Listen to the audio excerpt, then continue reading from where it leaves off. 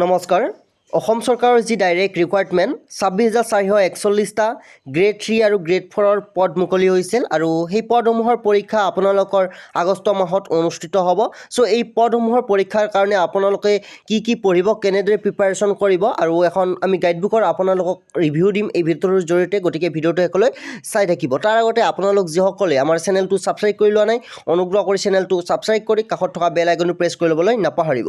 So এইখন হৈছে অসম চৰকাৰৰ 26,441টা পদৰ সিলেবাছ অনুসৰি বনোৱা এখন PDF গাইডবুক, য'ত আপোনালোকে মিনিমাম 10,000 কুৱেশ্যন এনচাৰ অসমীয়াতে লাভ কৰিব। ইয়াতে আপোনালোকে ছাবজেক্টসমূহ লাভ কৰিব ইংলিছ, এছামিজ, জেনেৰেল এৱাৰনেছৰ ভিতৰত geography, polity, economic, history, sports, আপোনালোকে কালচাৰ, গভৰ্ণমেণ্ট স্কিম, কাৰেণ্ট জিকে, লগতে আপোনালোকে বিভিন্ন ধৰণৰ ইম্পৰ্টেণ্ট কুৱেশ্যন এনচাৰ লাভ কৰিব। লগতে মেথমেটিক্সৰ আপোনালোকৰ যিখিনি বেছিক নলেজ হয় সেই নলেজখিনি এইখন গাইডবুকত আপোনালোকে অসমীয়াতে লাভ কৰিব। চ' আপোনালোকে এই গাইডবুকখন এখন PDF গাইডবুক হয়।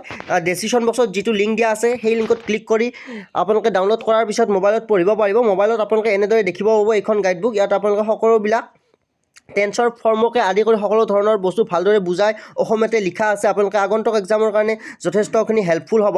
এনেদৰে ডাউনলোড কৰি মোবাইলতে পঢ়িব পাৰিব। ইয়াত আপোনালোকে ইংলিছকে আদি কৰি আটাইবোৰ ছাবজেক্টৰ কুৱেশ্যন এনচাৰ লাভ কৰিব। লগতে MCQ কুৱেশ্যন লাভ কৰিব, ওৱান লিনিয়াৰ কুৱেশ্যন লাভ কৰিব আৰু আপোনালোকে অসমীয়া গ্ৰামাৰৰ সকলো ধৰণৰ কুৱেশ্যন এনচাৰ ইয়াতে লাভ কৰিব। জিকেৰ ক্ষেত্ৰত জিঅ'গ্ৰাফী, হিষ্ট্ৰী, পলিটি, ইকনমিক সকলো ধৰণৰ কুৱেশ্যন এনচাৰ ইয়াতে লাভ কৰিব। লগতে আপোনালোকে ছায়েন্স, জেনেৰেল ছায়েন্সৰ কুৱেশ্যনসমূহ লাভ কৰিব। আজিকালি সকলো ধৰণৰ কম্পিটিটিভ এক্সামত আপোনালোকৰ মিনিমাম 10টা হ'লেও ছায়েন্সৰ ওপৰত কুৱেশ্যন থাকে। গতিকে আপোনালোকে ছায়েন্সৰ A to Z সকলো ধৰণৰ কুৱেশ্যন এনচাৰ লাভ কৰিব। EVSৰ কুৱেশ্যনসমূহ লাভ কৰিব। গতিকে আগন্তুক এক্সামৰ কাৰণে সকলো ধৰণৰ গ্ৰেড 3 আৰু গ্ৰেড 4 পদৰ কাৰণে অতি গুৰুত্বপূৰ্ণ এইখন গাইডবুক হ'ব বুলি আমি ভাবোঁ। গতিকে আপোনালোকে ডাউনলোড কৰি ল'ব পাৰিব। ডাউনলোড লিংক ডিছক্ৰিপশ্যন বক্সত দিয়া আছে। আৰু যিহেতু প্ৰাকৃতিক দুৰ্যোগৰ কাৰণে খুব বেছি এটা ভাল পৰিৱেশ নহয় অসমত, গতিকে আপোনালোকে সাৱধানে থাকিব, ঘৰতে থাকক, পঢ়ি থাকক।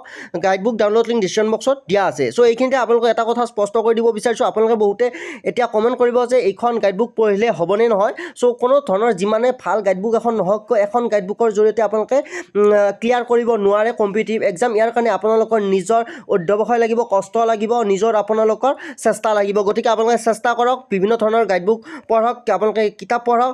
গাইডবুকসমূহ আপোনালোকে বেছিভাগ প্ৰেক্টিছ কৰিবৰ কাৰণেহে আপোনালোকে পঢ়িব। চ' ডাউনলোড লিংক ডিছক্ৰিপশ্যন বক্সত দিয়া আছে, ডাউনলোড কৰি ল'ব পাৰিব। আৰু আপোনালোকে যদি পে'মেণ্ট কৰাৰ পিছত কিছু কাৰণত আপোনালোকে ডাউনলোড কৰিব নোৱাৰে, OTP নাহে, তেনেহ'লে আপোনালোকে নিজৰ মেইল চেক কৰিব। মেইলত গৈ আপোনালোকে ডাউনলোড কৰি ল'ব পাৰিব। ধন্যবাদ।